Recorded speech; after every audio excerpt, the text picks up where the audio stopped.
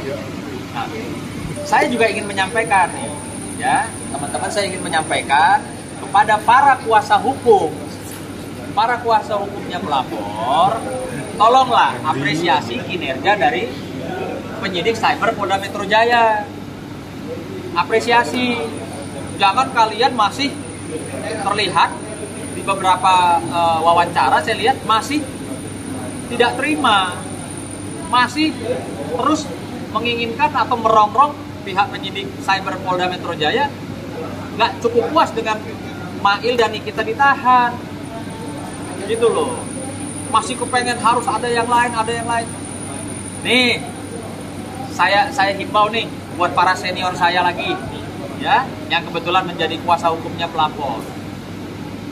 Nomor satu, saya mau tanya, Anda melapor di Polda Metro Jaya, artinya kan Anda percaya kepada Polda Metro Jaya. Artinya Anda percaya bahwa penyidik cyber Polda Metro Jaya akan menjalankan prosedur proses hukum sesuai dengan alat bukti yang diberikan oleh kalian, kuasa hukum pelapor. Ya kan? Nah, dan sudah dibuktikan kerja profesionalnya penyidik cyber Polda Metro Jaya dengan menjadikan tersangkanya Nikita dan Mail. Jangan lagi dong ngepus-ngepus istilahnya penyidik nih harus ada tersangka lagi. Saya ingetin nih, mungkin abang nggak inget nih, kita nih pengacara bang, ikuti proses hukum, percayakan kepada penyidik, dan penyidik sudah membuktikan kok kinerjanya profesional, ya, jangan dirongrong, ikuti proses hukum. Jangan minta klien saya begini, enggak, ikuti proses hukum, sajikan alat bukti. Dan ingat, pengacara itu bukan alat pemuas daripada klien. Pengacara namanya penasehat hukum, harus bisa menasehati kliennya secara hukum.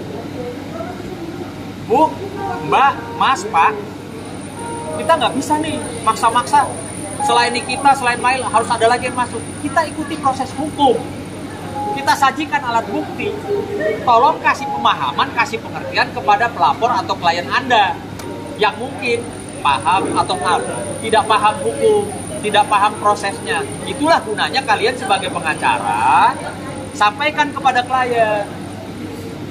Bu dokter, Mas, sabar ya, kita ikuti proses hukum. Toh sudah dibuktikan penyidik profesional. Buktikannya dengan apa? Dengan orang yang katanya kebal hukum menjadi tidak kebal hukum, menjadi tersangka dan saat ini ditahan. Itu kan sudah bukti nyata. Gitu loh. Sampaikan. Abang sebagai pengacara, ya mungkin senior dan jam terbangnya di atas saya jauh, harusnya bisa menyampaikan kepada kliennya. Mas, Bu, sama kliennya, jangan paksa-paksa penyidik, ikuti saja proses hukum, gitu loh. Gimana sih kok malah saya lihat di TV setiap hari pengacara ini harus ada tersangka berdasarkan sudut kacamata saya. Nggak bisa begitu. Kalau Anda sudah menyerahkan laporan polisi, artinya Anda sudah percaya, dan kepercayaan itu sudah dibuktikan. Para penyidik profesional sudah dibuktikan, sehingga masuklah dua orang ini. Gitu loh. Saya cuma mau menghimbau nih abang-abang saya, jangan inilah dalam menangani perkara, berikan contoh pada saya nih, junior nih. Saya juniornya pengacara pelapor. Saya juniornya jauh mungkin ya. Tolong contohkan kepada saya. Ikuti aturan atau proses hukum yang benar. Jangan mengikuti keinginan klien. Ada istilah, jangan, ini istilah saya ya.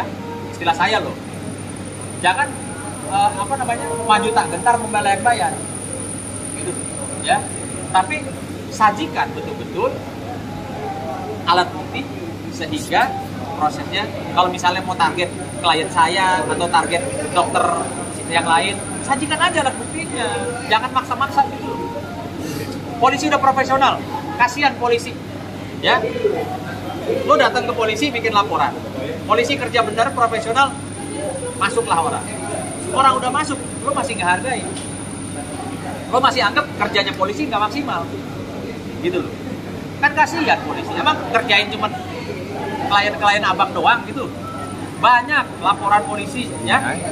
Udah itu aja. Bang, terakhir Bang, terkait kejanggalan dari dokter R sendiri kan sampai mau ya kalau dia benar kenapa sampai setuju dengan pasien itu seperti apa? Nah, emang aku capek. Kejanggalan.